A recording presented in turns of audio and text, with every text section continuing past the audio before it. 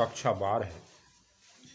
मैं अंग्रेजी में अंतिम अध्याय है सूचकांक।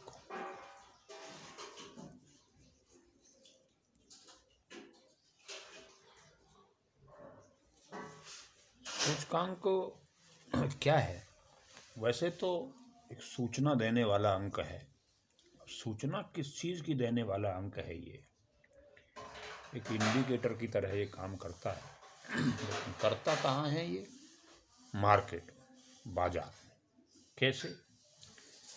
बहुत सारे जो आर्थिक पहलू हैं, आर्थिक पहलू मूल्य संबंधी, उनमें होने वाले उच्चावचनों की एक सापेक्ष माप की विधि है। यानी उच्चावचनों के मापने की विधि। बाजार की कीमतों में जो उच्चावचन आते हैं, गिरावट आती हैं या मूल्य बढ़ते हैं, तो वर्ष दर वर्ष किस हिसाब से वह बढ़ते हैं, इसकी एक माप है। जैसे उदाहरण के तौर पर एक खाद की बोरी, जिसका वर्ष 2010 में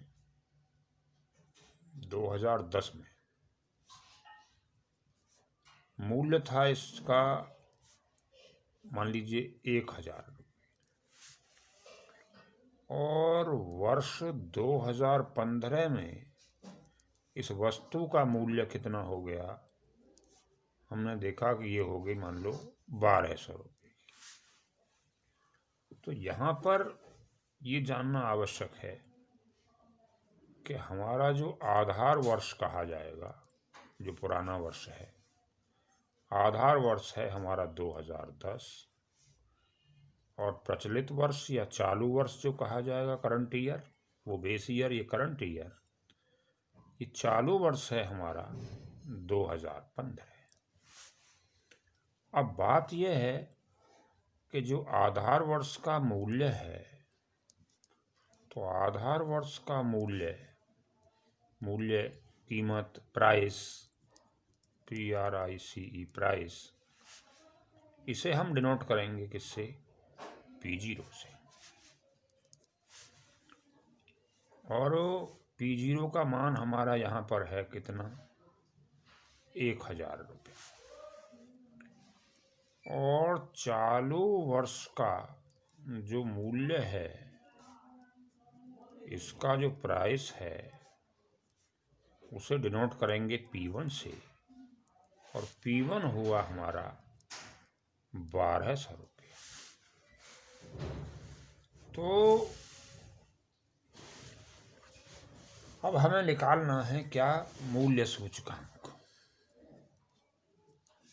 तो मूल्य सूचकांक जो हम निकालेंगे, इसका सूत्र है हमारा सिग्मा। सिग्मा यहाँ आवश्यकता नहीं है लगाने की, क्योंकि एक ही हमने वस्तु ली है, बहुत सारी वस्तुएं नहीं है। तो सिग्मा को छोड़िए, यहाँ पर P1 बटे P0 और गुणा 100। ये वैल्यूज अगर हम रखें तो 1200 और बटे 1000 और गुणा 100। तो इस तरह से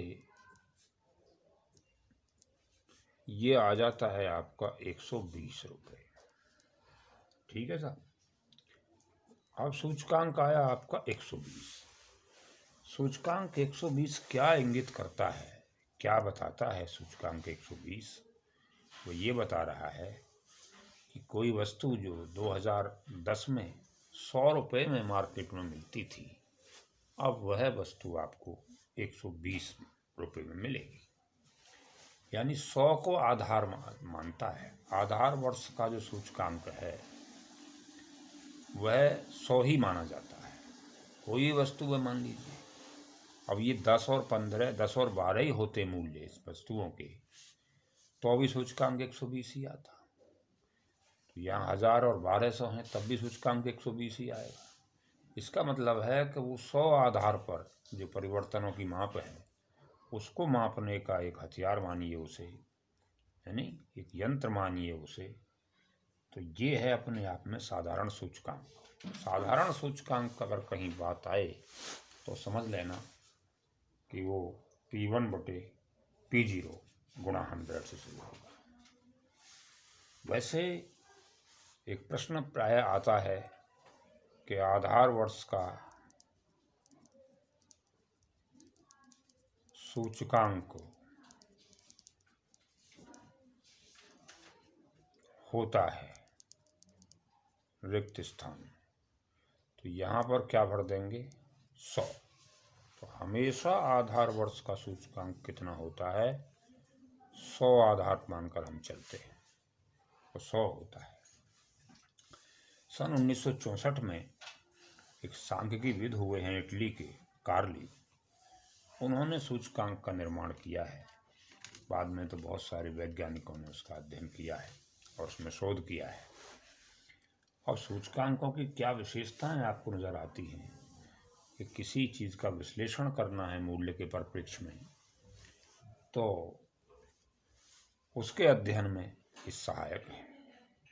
आर्थिक जगत का तो सूचकांक प्राण कहा जाता है। अब भविष्य में पूर्वानुमान लगाया जाता है मूल्यों के आधार पर। मान लो 2010 में था, 5 साल में ये 20 बढ़ी वस्तु की कीमत, तो अगले 5 में कितनी बढ़ जाएगी, ऐसा अनुमान लगाने में ये सहायक है। और आर्थिक जगत का तो इसे वायु दाब मापी कहा जाता है। जैसे वायु का जो दाब है उसको नापने का एक यंत्र आता है, एक पैमाना है वायु दाब मापी। जैसे बुखार मापने का एक आता है मीटर, क्या बोलते हैं आप उसे, थर्मामीटर, वो ऊष्मा मापी है, गर्माहट को मापता है। थर्मामीटर हो गया बुखार मापने का, ऐसे ही वायु का दाब मापने का वायु दाब मापी हो गया। तो ये आर्थिक जगत में क्या उच्चावचन आ रहे हैं, क्या उछाल दबाव आ रहे हैं, उनको मापने के लिए ये आर्थिक जगत का वायु दाब मापी इसे कहा जाता है। तो इसीलिए इसको वायु दाब मापी कहा जाता है कि ये कीमतों में होने वाले उच्चावचनों की सापेक्ष माप कर देता है। तुलनात्मक अध्ययन करना हो तो उसमें भी ये सहायक होता है, लेकिन इसकी सीमाएं हैं। ऐसा नहीं है, क्योंकि इसके सूचकांक के जो परिणाम आते हैं वो पूरी स्टेट पर ही लागू होता है वैसे तो, कि ये औसत रूप में सत्य होते हैं। दूसरी बात यह है कि स्टेट का एक सीमा ये भी होती है सांख्यिकी, वो गुणात्मक चीज़ों का अध्ययन नहीं करती। तो यहाँ भी काले गोरे का, अच्छाई बुराई का, इसका अध्ययन है नहीं, बहुत अच्छी किस्म और बहुत लो किस्म, इस तरह का अध्ययन नहीं, बल्कि औसत रूप में अध्ययन करती है। और गुणात्मक तथ्यों का अध्ययन नहीं करके ये अंकात्मक तथ्यों का अध्ययन करती है। सामूहिक रूप में बहुत सारी वस्तुएं लें हम, तो उन पर नियम सत्य है। किसी एक वस्तु को बेस मान करके हम ये मान लें कि सोना जो है वो 20,000 से 40 पहुंच गया तो हर वस्तु दुगनी हो जाएगी, ऐसा नहीं है। विभिन्न विधियों के उपयोग इसमें किए जाते हैं, जिसके कारण इसके परिणाम में अंतर भी रहता है। ये उसकी सीमाएं हैं। सूचकांक बनाने से पहले कुछ समस्याएं आती हैं। समस्याएं ये आती हैं सूचकांक से पहले कि भाई सूचकांकों का उद्देश्य क्या है। तो उद्देश्य को ध्यान में रखते हुए ही उसमें उस प्रकार की विधि लगाई जाती है। तो ये एक समस्या, जब तक उद्देश्य स्पष्ट नहीं होगा तब तक हम विधि का, किसी भी विधि का कहीं भी इस्तेमाल नहीं कर सकते, ऐसी छूट नहीं है। फिर दूसरी बात है वस्तुओं का चुनाव। ये भी एक समस्या है, वस्तु कैसे ली जाए। तो सामान्य और लोकप्रिय वस्तु ली जानी चाहिए, क्योंकि सामान्य वस्तु जो होती हैं वो सबकी आवश्यकता वाली होती हैं, रोज़मर्रा की आवश्यकता वाली होती हैं, और सामान्य वस्तुओं का चयन करना ही ज़्यादा श्रेयकर रहता है। अब रही बात मूल्यों की, मूल्य जो हैं वो भी सामान्य लेने चाहिए। ऐसा नहीं है किसी वर्ष में आलू का भाव अगर 100 रुपये किलो हो जाए तो हम, पिछले 10 वर्षों में ऐसा रहा नहीं है, तो 100 वाले भाव से हम तुलना कर दें उससे अगले वर्ष की, तो हमें तो बहुत सस्ता दिखाई देगा अगले वर्ष, और ऐसा लगा रहा कि मंदी आ रही है। तो वास्तव में ऐसे वर्ष का चयन नहीं करना चाहिए, बल्कि सामान्य वर्ष का चयन करना चाहिए। ऐसे ही बाजारों का इस्तेमाल करना चाहिए, उनके भाव लेने चाहिए जो सामान्य हों मूल्य की दृष्टि से। रही बात माध्यम की, माध्यम का चुनाव करते समय ये ध्यान रखना चाहिए कि वैसे तो अंकगणितीय माध्य समांतर माध्य जो है वो माध्य का और बहुलक से बेस्ट माना जाता है, समांतर माध्य। लेकिन इन कीमतों मूल्यों के परिप्रेक्ष्य में एक ऐसा माध्य जो बड़े मूल्यों को बहुत ज़्यादा तरजीह नहीं देता, तो ऐसा माध्य है हमारे पास में कौन सा होता है, गुणोत्तर माध्य।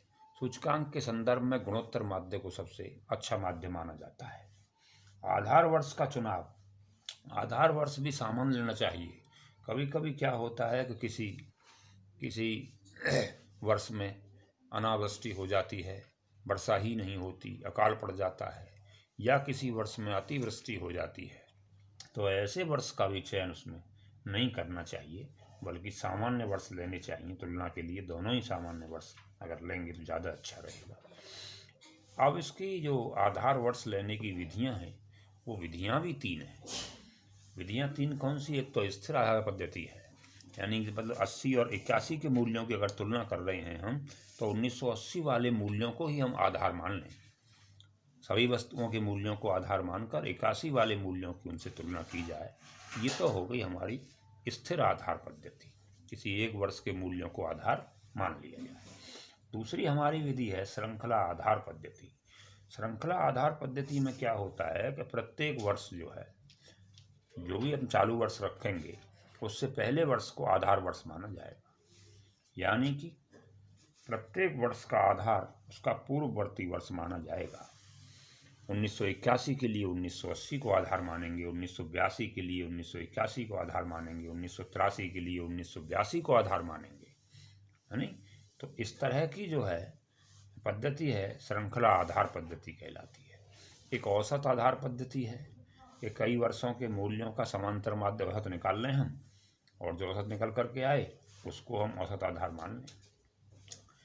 अब ये तो था मूल्य का मसला, तमाम मूल्य पर हम बात कर रहे थे, और अभी हम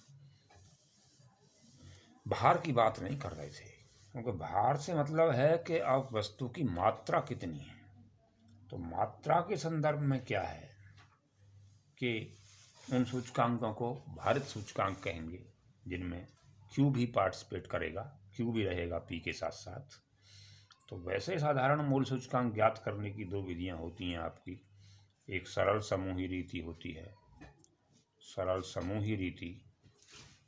तो सरल समूही रीति क्या होता है कि किसी वर्ष के मूल्य दिए हैं, दूसरे वर्ष के मूल्य ये दिए हैं, पहले इन सब का योग कर लिया जाए, इनका योग कर लिया जाए, और ये योग करके ये कोई वस्तु दे रखी है, मान लो A B C D, इनके मूल्य दे रखे हैं, मान लो 2 4 3 5 इस तरह से।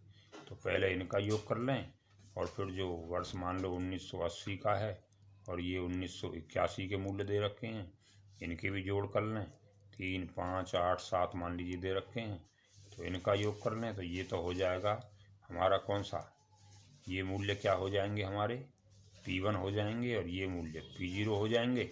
तब P1 बटे P0 यहाँ सिग्मा लगा देंगे, और बड़ा गुणा क्या कर देंगे 100। इस तरह सूचकांक निकाल लिया जाएगा। ठीक है साहब, मूल्यानुपात या मूल्य सूचकांक। तो ये हो गई आपकी कौन सी, सरल समूही रीति। और एक विधि होती है आपकी मूल्यानुपातों की औसत विधि। इस औसत विधि में हम क्या करते हैं, औसत विधि में ये करते हैं, मान लो हमको P0 दिया हुआ है किसी वर्ष का, और ये P1 दिया हुआ है, ये मान लिया हमने 1980 है और ये 1981 है। तो इस तरह से यहाँ पर R = P1 अपॉन P0 गुणा 100। यहाँ मान लीजिए 3 दिया है, यहाँ 4 दिया है, यहाँ 5 दिया है, यहाँ 6 दिया है। तो यहाँ जो हम निकालेंगे ये R का मान, तो ये हो जाएगा 4/3 और गुणा 100, और यहाँ 6/5 और गुणा 100। इस तरह से ये आपका 400/3 हो गया, मान लीजिए 133.33 आ जाएगा। और यहाँ क्या हो गया, ये 600/5 आ गया, ये 120 आ गया। तो ये जो वैल्यूज हमारे पास आएंगी, अब हम सूचकांक कर निकालेंगे, तो ये हो जाएगा क्या सिग्मा आर बटे एन हो जाएगा। इस आर का सबका जोड़ कर देंगे, इस एन कर देंगे। यहीं पर कभी कभी क्या कहता है कि समांतर माध्य निकालना है, तो समांतर माध्य हुआ जोड़ करके बटे एन, जितनी वस्तुएं उतना कर दिया हमने। लेकिन अगर गुणोत्तर माध्य भी कह सकता है, माध्य का भी कह सकता है, यहाँ उस माध्य का इस्तेमाल इन संख्याओं पर कर सकते हैं। तो इतनी बात आप ध्यान से आज देखें। इसके सामान्य जो चीज़ें हैं थ्योरेटिकल, उनको पढ़ें, और कोई कठिनाई हो, कहीं समझने में दिक्कत हो, तो मुझसे कंसल्ट कर सकते हैं।